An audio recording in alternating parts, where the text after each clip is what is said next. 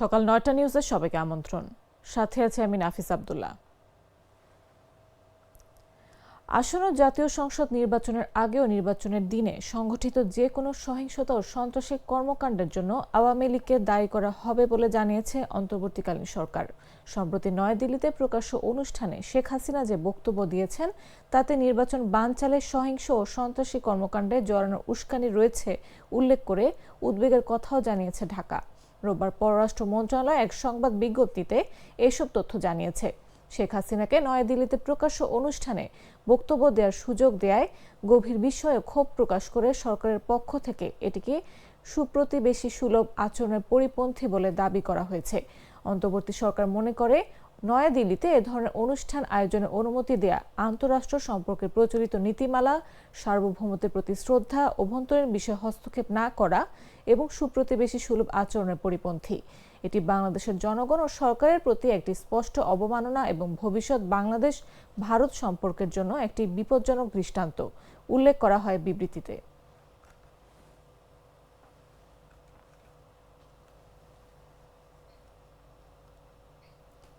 বিএনপির চেয়ারম্যান তারেক রহমান বলেছেন, ১৯৭১ সালে বীর মুক্তিযোদ্ধারা যুদ্ধ করে এদের স্বাধীন করেছিলেন। সেটি ছিল আমাদের স্বাধীনতা অর্জনের যুদ্ধ।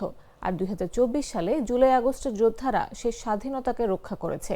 গত ৫ আগস্ট পর্যন্ত বিএনপির ৪১৯ জন সহ হাজারেরও বেশি মানুষকে হত্যা করা হয়েছে। রোববার রাতে কুমিল্লা সদর দক্ষিণ উপজেলার সুয়াগাজী ফুলতলী মাঠে আয়োজিত বিশাল এক নির্বাচনী জনসভায় প্রধান অতিথির বক্তব্যে তিনি এসব কথা বলেন। তারেক রহমান বলেন, বিএনপি অতীতে সফলভাবে দেশ পরিচালনা করেছে। রাষ্ট্র পরিচালনার দীর্ঘ অভিজ্ঞতা থেকে আমরা জানি কিভাবে দুর্নীতি দমন করতে হয়, কিভাবে তরুণদের কর্মসংস্থান সৃষ্টি করতে হয় এবং মানুষের জীবনযাত্রা নিরাপদ করতে হয়।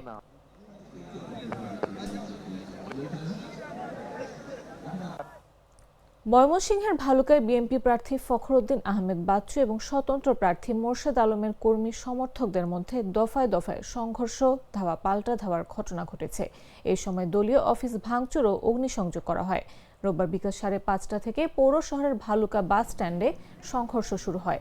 এরপর দফায় দফায় কয়েকটি এলাকায় হওয়া এই সংঘর্ষ চলে রাত ৮টা পর্যন্ত। এতে পুরো এলাকা রণক্ষেত্রে পরিণত হয়। স্থানীয় সূত্রে জানা গেছে, রোববার বিকাল ৫:৩০টার দিকে পৌর শহরের ভালুকা বাসস্ট্যান্ড এলাকায় বিএনপির কার্যালয়ের সামনে দুই পক্ষের মধ্যে কথা কাটাকাটি শুরু হয়। এক পর্যায়ে তা সংঘাতের রূপ নেয়। উত্তেজিত হয়ে স্বতন্ত্র প্রার্থীর কর্মীরা বিএনপির কার্যালয় ভাঙচুর করেন। এর প্রতিক্রিয়ায় বিএনপি প্রার্থীর সমর্থকরা স্বতন্ত্র প্রার্থী নির্বাচনী কার্যালয়ে আগুন ধরিয়ে দেন। সংঘর্ষটি পর্যায়ক্রমে পৌর শহরের বিভিন্ন এলাকায় ছড়িয়ে পড়ে। খবর পেয়ে ঘটনাস্থলে আসে ফায়ার সার্ভিসের সদস্য, পুলিশ ও সেনাবাহিনী। জানা গেছে, দুই পক্ষের সংঘর্ষে বিএনপির প্রার্থী ও স্বতন্ত্র প্রার্থীর অন্তত ২০ জন কর্মী সমর্থক আহত হয়েছেন। তাদের মধ্যে ৩ জনকে ময়মনসিংহ মেডিকেল কলেজ হাসপাতালে নিয়ে যাওয়া হয়েছে। এলাকায় উত্তেজনা বিরাজ করছে, আতঙ্কে আশেপাশের দোকানপাট বন্ধ রয়েছে।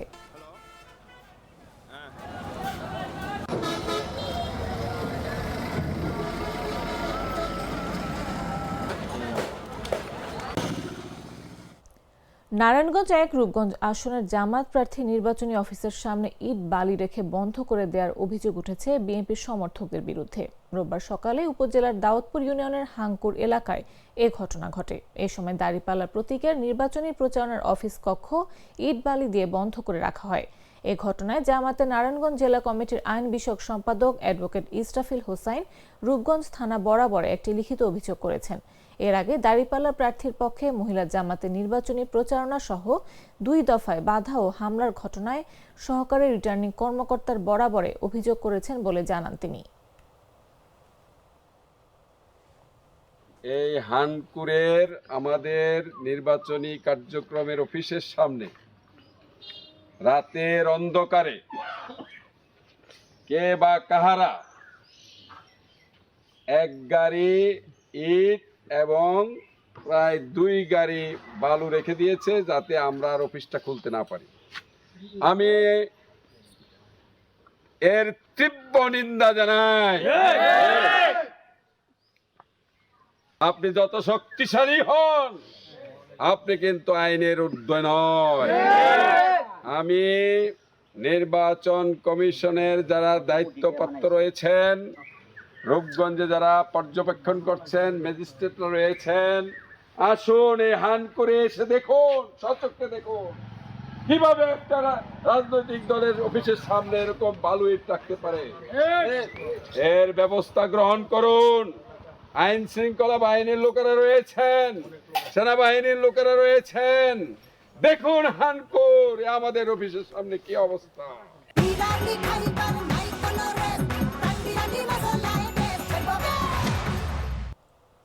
নোয়াখালী ৫ আসনে বিএনপি কর্মীদের বিরুদ্ধে দাঁড়িপাল্লার নারী ভোটারদের ভয়ভীতি দেখানোর অভিযোগ করেছেন জামাতে ইসলামী প্রার্থী মোহাম্মদ বেলায়েত হোসেন।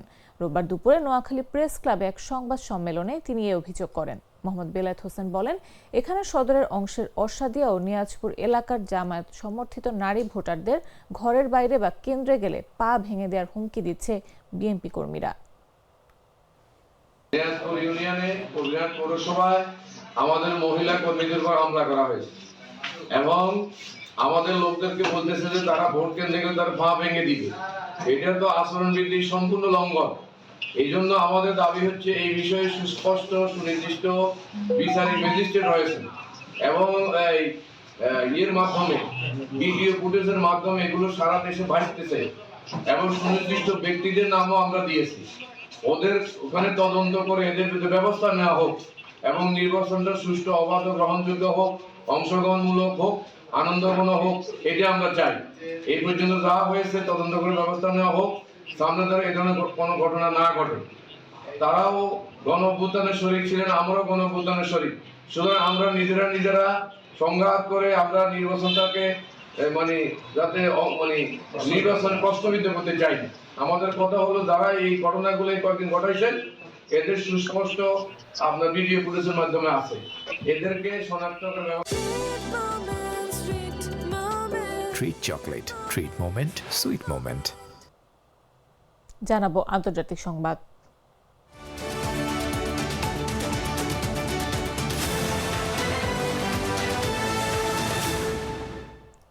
ইরানের সামরিক হস্তক্ষেপ ফ্রান্সের কাছে অগ্রাধিকার নয় বলে মন্তব্য করেছেন দেশটির সশস্ত্র বাহিনী বিষয়ক মন্ত্রী।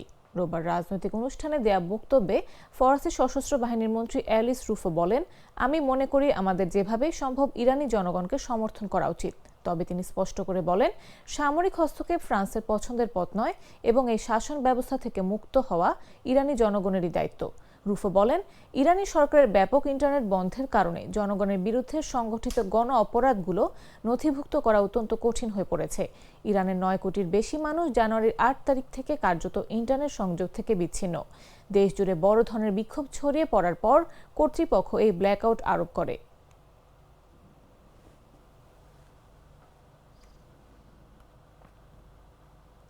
এবারে খেলার খবর।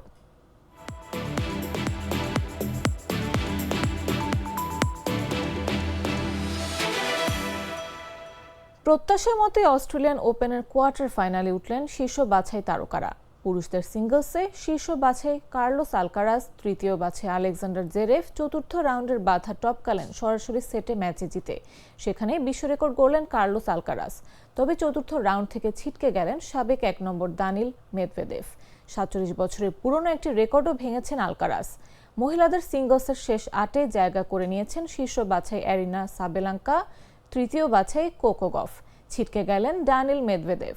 আমেরিকান টমি পলের বিরুদ্ধে চতুর্থ রাউন্ডের ম্যাচ খেলার মাঝে বিয়ের প্রস্তাব পেলেন আলকারাজ। তাতে অবশ্য তার পারফরমেন্সে প্রভাব পড়েনি। সরাসরি সেটে ম্যাচ জিতে বছরের প্রথম গ্র্যান্ড স্ল্যামের শেষ 8-এ জায়গা করে নিয়েছেন। একই সঙ্গে গড়েছেন বিশ্ব রেকর্ড। বিশ্বের প্রথম টেনিস খেলোয়াড় হিসেবে 23 বছর বয়স হওয়ার আগে 14 বার গ্র্যান্ড স্ল্যামের কোয়ার্টার ফাইনালে উঠলেন তিনি।